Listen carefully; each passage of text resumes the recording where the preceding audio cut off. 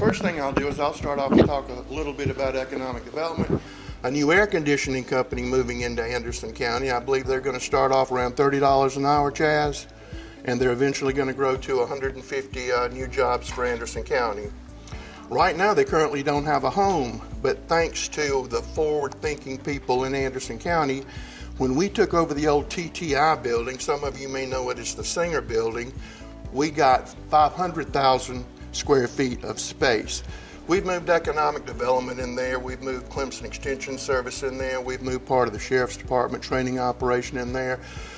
But we have a space for people to grow their business, a business incubator, very small space for nominal rates to help people get established till they can move out. We also have what you call a soft landing zone, so they can begin to hire people, train people until they can find a place to go.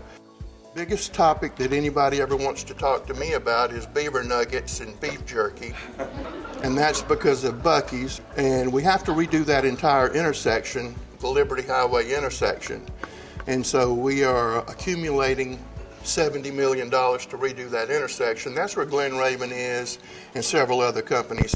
It needed to be redone 15 years ago, but nobody seemed to have any interest in helping us do that until Buc-ees came here. Buc-ees gave us $1 million, and they already own the land. They gave us $1 million to do the environmental work and to do the pre-engineering work, and that's ongoing right now. They have also pledged $5 million towards the development of that interchange. So they're not only talking about it, but they're putting their money where their mouth is. They'll hire about 250 full-time people. They pay very, very good for that. They promote from within. And we think that's another thing that will be a plus for Anderson County. Other things that we do that we consider economic development is tourism, Green Pond Landing. We usually have a tournament out there just about every weekend. Some are larger than others. We get the middle schools and you get the high schools. You get mama and daddy and grandmama and everybody else and all the brothers and sisters. So that's a huge economic impact. We received money from the General Assembly, and I probably touched on this last year, to rebuild the bridge at Piedmont. But we don't want to just rebuild the bridge at Piedmont, the old footbridge that was there, but do something that will make a statement, because that area is getting hot. It's going to get hotter. As a matter of fact, from Williamston, and now it's all over Belton, with about 600 new homes going in the Belton area. So all of that's working, but all of that's related to the development of the Saluda River. Other things that we do, right now we're building a new jail. You say, why are you building a jail? Building a jail for government is one of the worst things you can do, because nobody gets excited about building a new jail. You don't win any friends or influence anybody.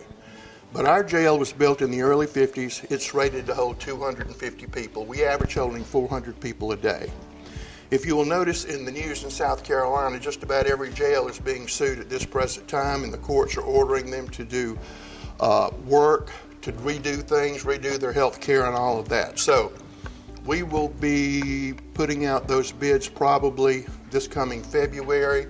It will have capacity of 608 people. It will cost $75 million. It will not cause a tax increase because we paid off a whole lot of stuff, so we were able to slip this into where that was. So that will be under construction.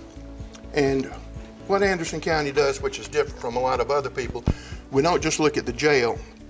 We started a group called the Criminal Justice Committee, and their job is to make sure that the public defender, the solicitor's office, and all of those people are working together. Because you can have somebody now at the Anderson County Jail that's been sitting there for 18 months and they haven't even been to trial. Another thing that we've done is we're working with different partners to put a crisis intervention facility in Anderson County. Right now, if you have a mental health issue or you have a drug problem or something like that, you either go sit in the waiting room in ANMED or you go to jail. So we're going to establish a crisis intervention center, so we will have a place, an alternative place for people to go, because 90% of these people have mental health issues. They're not criminals. They need some place to go. They need to have a point of contact, and they can get into a regular treatment program. The other thing we've done, working with our solicitor, is establish a mental health court. Hopefully that will be up and running in about 3 to 4 months, because again, you have a situation, they don't belong in jail, but they need to be in a structured program that they're monitored to get these services that they need. And after that is established, we will begin in a veterans court. which will be part and parcel of the same thing. So veterans who suffer from various situations can come in there, and instead of going to jail, they complete these programs, they get counseling and assistance, and that'll take care of that. We also do housing rehabilitation in Anderson County. One of the things we have a problem with is places for people to live. And so if we can help people stay in their homes, elderly people who may need a roof or an air conditioner, we've teamed up with Anderson Interfaith Ministries to try to provide those services. That money comes from a federal program. We funnel it to Anderson Interfaith Ministries, and they administer that program. We're also on the tail end of the federal government rental assistance program that during COVID we were able to assist a lot of people who qualified with money to stay where they were renting. It also helped the landlords because it would help the landlords because they could get their money so they could continue to rent the properties. Right now, to rent a one-bedroom apartment in Anderson County, the average cost is $1,860. We have a housing shortage, so we're trying to address that. One of the most popular things we do in Anderson County is blow up houses. People love that better than anything in the world. When we go in and we demolish a house in a neighborhood that needed to be demolished, people absolutely love that. And I like blowing up houses too, so it's a lot of fun. But we go out and we examine all the houses in the county, find which ones are substandard. Half of them have people living in them, and probably 40% of them are crack houses anyway. So we're trying to address several problems. We do this in conjunction with the Sheriff's Department. So we have that going on.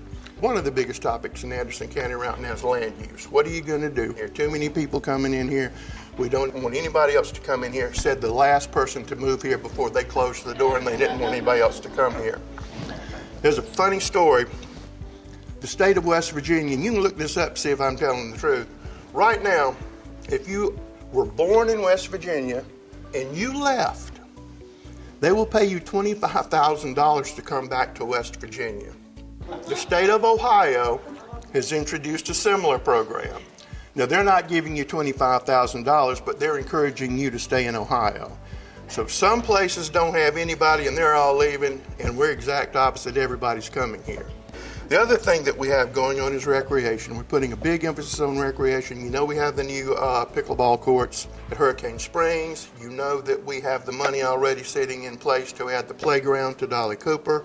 We received more money to add more playground equipment to Dolly Cooper. We're working very closely with our legislative delegation for more improvements at Dolly Cooper. We just redid the stage at the Anderson County Civic Center. It's the largest outdoor amphitheater on the 85 stretch. We have Darius Rucker Concert, which is being put on by Upcountry Fiber, which is really Blue Ridge Electric and Western Carolina Telephone. And we have Martina McBride, who's coming to celebrate Anderson, which is the day before Labor Day, and it doesn't cost anything to do that. Another thing we've added this year is the balloons will be back in Anderson that weekend. So the Balloon Fest will be back on Friday and Saturday. So all the balloons will be back at the Civic Center, so it'll be a 3-day event for that. And it'll go into Monday morning. You've all seen about ANMED putting a new emergency center up here between Budweiser and Coca-Cola. We're involved in that project because, as you know, the county now has the best emergency services in the state of South Carolina. We just won the state award. Our director won EMS Person of the Year. And what we do in that situation, MedSure handles the transport. That's just the transport. But we have paramedics stationed all across the county, and these are paramedics. They're not EMTs, not EMT1s. They're the top of the line. And they go where there's an accident or something, they get there first. And they have all of the life-saving equipment. They get there before the ambulance gets there. They can stabilize you or take care of whatever's needed, call in all the resources. But I say this about ANMED because we're going to have one of those units stationed there. ANMED's going to provide us a place to put that unit there. It's another case where Anderson County is involved in doing road work in that area because that area, that whole intersection needs to be redone. So we're going to be working on that. We've already got the cost estimate and putting the money together. You go on down to 81 and 85, we just received an $11 million grant to completely redo that intersection because if you know TTI is there and you know TTI is going to continue to grow and we have other things looking in that area too. So we're going to be putting that $11 million to redo that intersection. The biggest problem that we have in Anderson County's roads, we have 1,500 miles of county roads. Those are just county roads. We have 1,250 miles of state road. And if you take all of the roads in the municipalities, it probably comes up to around 500 roads. The County Council has looked at 3 solutions on what you can do. You can raise millage, and a mill is about $1 million. You can raise millage. It costs about $1 million on average to pave or repave 1 mile of road. The other thing they looked at was a vehicle tax. That's a tax on your vehicle. Even if you put a $25 fee on each person's vehicle in Anderson County, you'd probably raise about $3 million, $3.5 million. The solution that makes the most sense, and people don't like it, it's a penny sales tax. But that penny sales tax has to go before the people as a referendum. That gives the people in Anderson County the desire, if you want to fix the roads, then you agree to pay this extra penny. The first year that would raise $45 million. But that's what council's looking at, to put that before the voters to let them take a look at it. We will have the complete study on the condition of all roads in Anderson County. Yes, we will assist on some state roads because that will make the state work better with us, and we will work with all the cities and towns to do that. Another thing, we don't have enough sidewalks in Anderson County. So what we want to do with some of that money is put sidewalks to schools and do public safety for schools in those areas for those children who walk there and surrounding areas.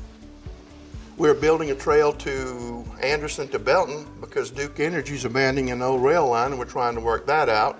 So we're going to have our Swamp Rabbit South Trail. We're about to finish the East-West Parkway. That will go all the way from one side of Anderson to the Civic Center. We have that. We are still the cricket capital of South Carolina. We now have 2 cricket fields, and we have every Indian doctor in America playing in Anderson on Sundays. So if you get hurt, don't go to the hospital, go to the cricket field, and every specialty will be represented.